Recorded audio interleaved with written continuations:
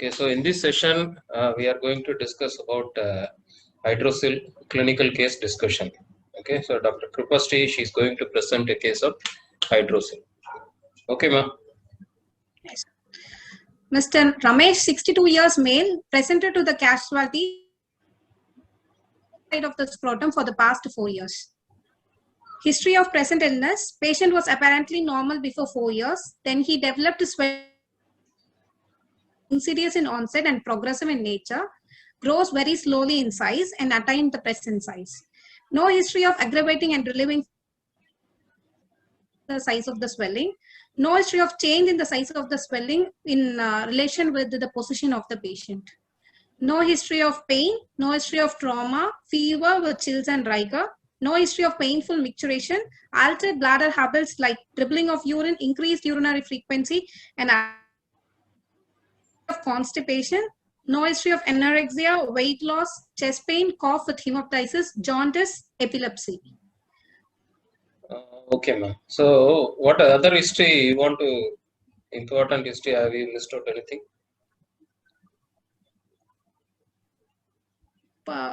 Size of the swelling decreases with Yeah. down So, position. yeah, that is very important. That is, you should ask about that, whether the increase in size of the swelling or decrease in size of the swelling in relation to the position of the patient or lying down or increase while patient straining, what's happening, because that is a one by history you can differentiate whether it is whether it is related to inguinal hernia or a hydrocele. Particularly patient having inguinal scrotal swelling, so you should take this history. Okay, so from history wise, what is your provisional diagnosis? History wise. History wise, it is hydrocele. My primary vaginal hydrocele. From history wise, you are telling this is first of all, you should tell this is a scrotal swelling, purely scrotal swelling, because you are telling that swelling that is present only in the scrotum, it is not extending into the inguinal region. Okay, then other important history. Why you asked for the history of fever and history of trauma? To rule out orchitis, epididyma orchitis. Okay, one is the So we are infection asking that is fever. epididyma orchitis is the one. Okay, then. Yes, sir. So in history of trauma for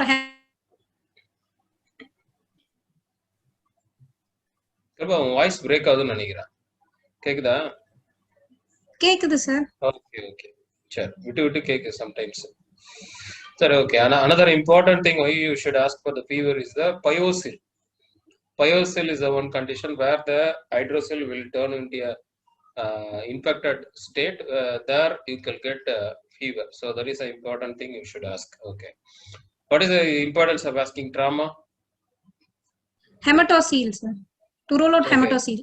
One is a hematocele, or even at a hematoma of the scrotum also it will present because of the trauma, or sometimes the patient may notice the swelling only after the trauma. Okay. Okay. So what are the complications of the hydrocele? Sir, it can become hematocele, pyocele. Okay. Hernia of hydrocele. Okay, hernia of hydrocele sac. Okay, good. Okay, totally there are 6 complications are there. Number 1 you told pyocele, number 2 is hematocele, number 3 is the atrophy of the testis, and other one is the calcification of the testis, then hernia of the hydrocele sac, and finally rupture of the hydrocele sac. Okay, so we will discuss one by one. What is this? What will happen if the patient develop pyocele? Patient will have fever, tense and painful swelling in the scrotal region. Already there must be some pre-existing scrotal swelling, and suddenly patient becomes toxic. They present with increase in size of the swelling, tense and tender in nature, and fever will be there, tachycardia will be there. So you can think of a pyocele. Okay, what is the treatment for pyocele? So aspiration of the pus. No, ideally you should not do. This is for only for confirmation of your diagnosis. You can do the aspiration, but ideal treatment is either you can plan for the excision of the sac, but that is also not advisable. Ideal treatment is you have to go for the archidectomy. Okay, because once there is a pus is there and it is involving, definitely it's going to involve the testis also. So ideal option is the archidectomy. So if at all archidectomy is there, what type of archidectomy will you do? Low level orchidectomy. Okay, you have to do low archidectomy. There are two types of archidectomy: low archidectomy, high archidectomy. Low archidectomy, at the level of the scrotum itself, you are doing the removal of testes, that is called low archidectomy. High archidectomy, you have to remove the testes along with the cord structures, and up to the deep inguinal ring, you can take out the cord structures. And what is the indication for high archidectomy? Testicular tumors, sir. Okay, only testicular tumor, because there will be chances to get the tumor spillage. So ideal in testicular tumor, or you are suspecting testicular tumor, you have to go for the high archidectomy. But all these infective conditions or even other conditions you have to do in the scrotal approach itself, that is called as low archidectomy. Okay, so that is the treatment for the pyocele. Okay, and second one is the emetocele, which is also similar to that of pyocele, where you can plan for the low archidectomy. Okay, calcification of the sac, it is very rarely you can get. The clinical presentation, it will be patient will be having a hard swelling. It is not a cystic swelling. Because of the calcification, it will be hard in consistency. It is one of the differential diagnoses for the testicular tumor. So there also, ideal thing is if calcified and there is no material viable tissues are not there, you can go for the archidectomy. Okay, then other things are rupture of the sac and what else? Other complications. Atrophy of testis also you have to plan for archidectomy only, and hernial sac also. All these things you have to plan according to the complication. Okay, there are 6 complications. You should know this complication, and treatment of each complication also very important. Okay, go to the examination. Examination on standing position. An oval swelling of size 5 cross 4 centimeter, which is present in the right side of the scrotum, which extends from the base of the scrotum up to 2 centimeter, 2 finger distance below the right pubic tubercle, with a smooth surface and well-defined rounded margins. Skin of the swelling appears to be stretched out with the loss of rugosities and with prominent subcutaneous veins. No impulse on coughing present. Penis found to be normal in position and no ulcers. Urethral meatus found to be normal, no discharge. Able to retract the prepusal skin back. No visible swelling in the both inguinal region. Opposite side testis found to be normal. Okay, on so here you can able to palpate testis on the same side. Can you able to palpate testis in the swelling side? No, sir. It's not possible. Okay. Yes. Okay, what about skin laxity? Whether it is laxity is there or not, or it is tense and stretched out? Sir, rugosity is lost, but somewhat it is tense only, sir. Tense only. Okay, okay. What is the size of the swelling? 5 cross 4 centimeters, sir. 5 cross, okay. Okay. Okay, okay. What other test you will do? Sir, on palpation, translumination test, fluctuation test. Okay. The first test, get above the swelling. Get above. Yeah. The first test, whenever you get any swelling in the scrotal region, first you have to assess whether the patient is having a purely scrotal swelling or inguinal scrotal swelling. Because the differential diagnosis for purely scrotal swelling is entirely different when comparing with the inguinal scrotal swelling. Okay, how will you do this get above the swelling? The first thing, you put the patient in standing position. Okay, you take take your right dominant hand. Okay, all the 4 fingers behind and thumb in front. You have to keep it like this at the level of the root of the testis. You have to introduce the thumb in front, anterior aspect, and all 4 fingers behind. You have to catch over the upper pole of the swelling. Then just palpate. See to that whether you can able to palpate cord structures alone or some other structure also you are palpating. If you can able to palpate only the cord structures, the inference is get above the swelling is positive. Inference is it is a purely scrotal swelling. Whereas if we can't able to palpate the cord structures alone, you are palpating some other structures also. Your inference is it is a inguinal-scrotal swelling. Okay, so inguinal-scrotal swelling automatically the differential diagnosis, that is a inguinal hernia, particularly indirect inguinal hernia, will be a common differential diagnosis. Okay, so get above the swelling is one of the important clinical tests you have to do.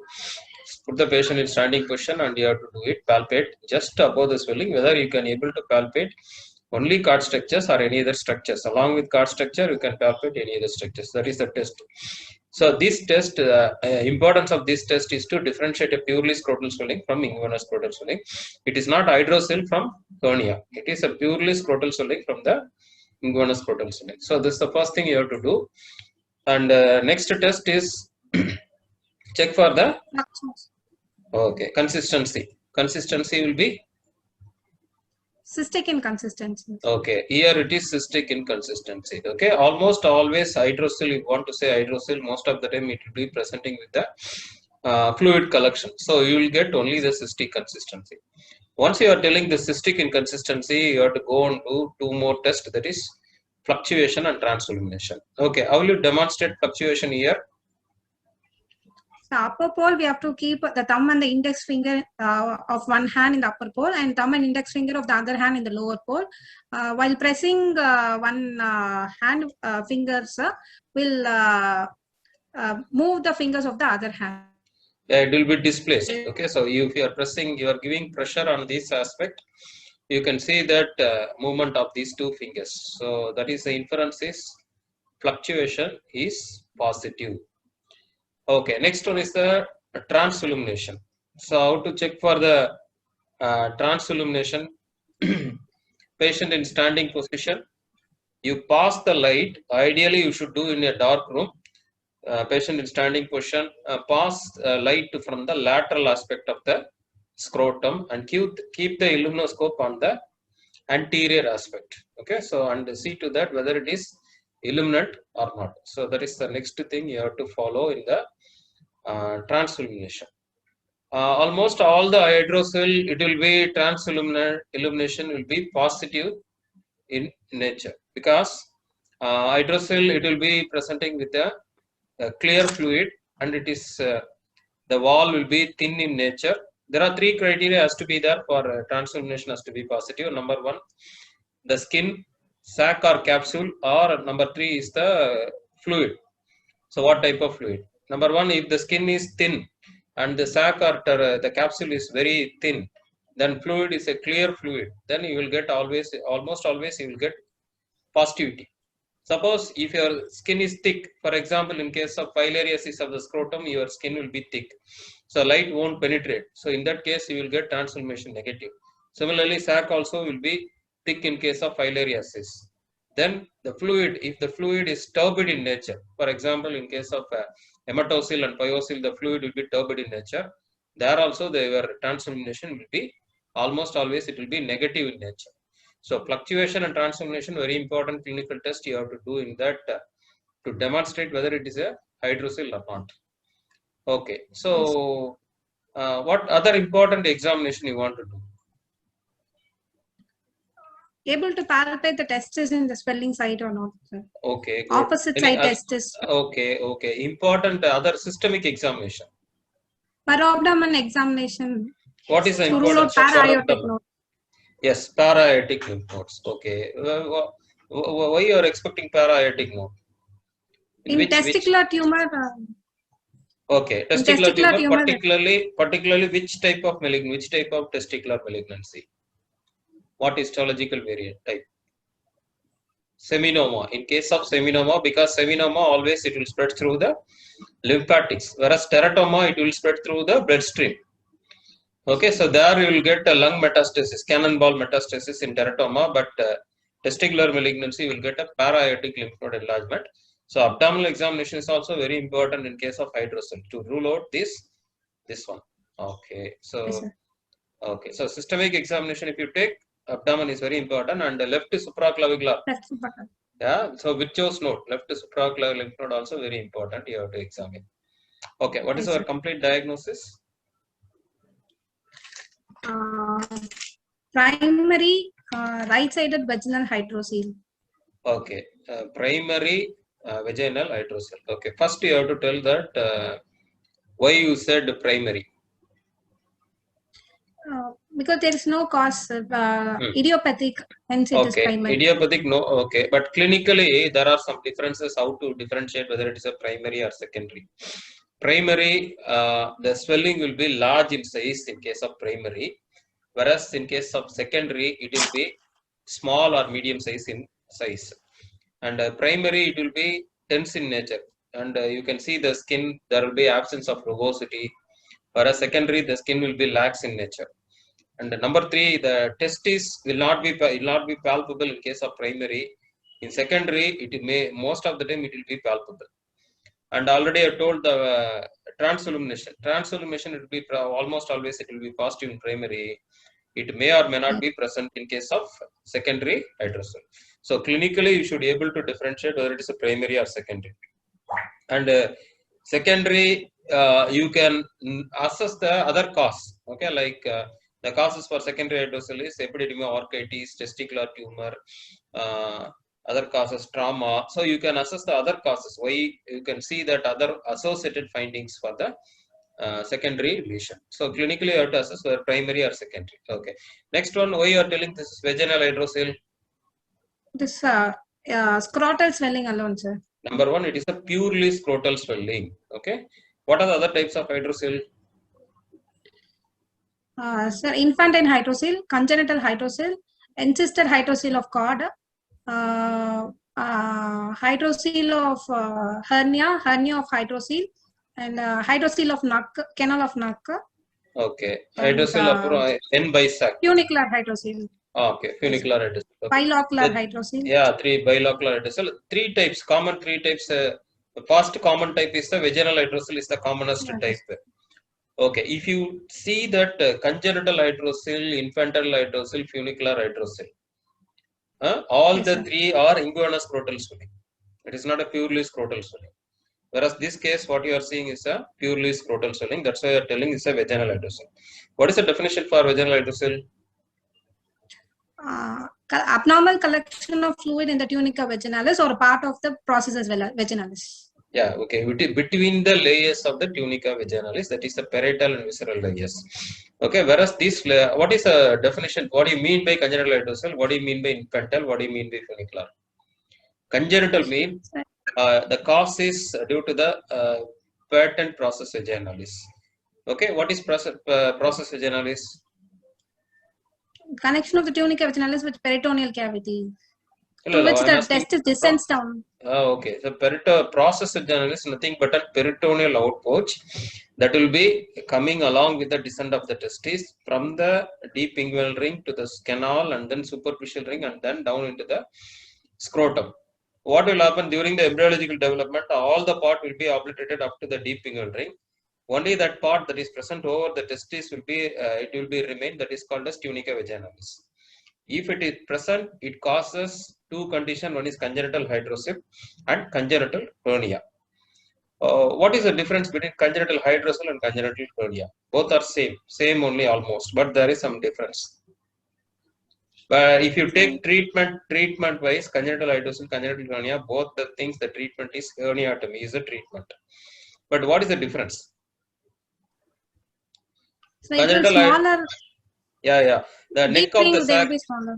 The neck of the sac will be very small so that it will allow only the fluid to enter. That is called congenital hydrocele. Congenital hernia means where the neck of the sac somewhat it is wide so that the content will enter into it. That is the difference. Otherwise, both are same only. The treatment aspect is for both congenital hydrocele and hernia. The treatment is herniatomy. Okay, what are the other types? So congenital hydrocele, it will communicate with the peritoneal cavity. Infantile hydrocele is the one similar to that of congenital hydrocele, but it is not communicating to the peritoneal cavity. So the infantile hydrocele, it will present up to the deep inguinal ring. It is not communicating. Okay, and funicular hydrocele is the one. It will communicating from the peritoneal cavity and it will present up to the upper pole of the testis. That is called funicular hydrocele. Okay, and what is the characteristic feature the mother will tell you in congenital hydrocele is that she used to tell that in the night there is no swelling at all. In the morning also there is no swelling. But when the child used to play, what happened? Gradually the fluid will come and accumulate in the scrotum. Okay, and the mother noticed, and it will become more prominent, particularly afternoon or in the evening. So that is a history they will typically give you. Okay, this effect is called as ink bottle effect. Okay, so if you tilt the ink bottle, what will happen? Slowly only it will keep on, drops will come. Okay, so it is called ink bottle effect, and characteristically seen in case of congenital hydrocele. Okay, so that is about these three types of hydrocele, but all the three conditions are usually inguinal scrotal swelling. Okay, so primary you told, vaginal hydrocele you told. Hydrocele, the findings are based on the findings you are telling hydrocele, that is, it is present purely scrotal swelling, and consistency, cystic consistency, fluctuation present, and transillumination present. So based on that, this is the about the diagnosis. Okay, so what is the treatment? What is the management for this patient? The surgical management, sir. Okay, so what surgery you will plan for this patient? The Jabolis method of aversion of sac. Jabolis method of aversion of sac. Okay, so what investigation you will do? So USG scrotum and preoperative investigations. Okay, so ultimate aim is to see to that whether the this is due to secondary. So there are some testicular tumor also produce secondary hydrocele. You have to do the ultrasound to rule out the architecture of the testis. Okay, ultimately, and you have to do the ultrasound abdomen also. Whether is there any other abnormality or other mass is present or not. You have to do the ultrasound abdomen as well as the scrotum. Okay, so what is the, how will you do this Jabolis aversion of sac? So incision is made at paramedian raphe. Okay. And incision deepened, layers of scrotum opened like skin, subcutaneous tissue, dartus muscle, external spermatic fascia, cremasteric fascia, internal spermatic fascia, and tunica albuginea. And the sac is Now, tunica sac albuginea with is the innermost layer. Tunica albuginea will be innermost layer. So you will reach up to the tunica vaginalis. So you can see that bluish tinge will be there. Then you open the tunica vaginalis. You can see the hydrocele fluid. So what is the color of the hydrocele fluid? Color straw and colored. straw colored. Okay, what is the content of hydrocele fluid? So inorganic salts, water. Okay. 99% it will be water only. Inorganic salts will be there. Fibrinogen will be there, albumin will be there, and tyrosine and cholesterol crystals will be there. That is the content. So once you open, the fluid will come out. Let out all the fluid. You will be opening a sac like this and taking the sac posterior to the testis, and you are suturing. This is called aversion of sac. What is the purpose of averting the sac? To prevent the recurrence, sir. Yeah, sir. Is keeping this is a secretory surface. These two are secretory surface. You are keeping the secretory surface away from each other, so there is chances for collection of the fluid again. So that is the reason for the aversion of sac. Okay. What are the complications you will get post-operatively? Surgery.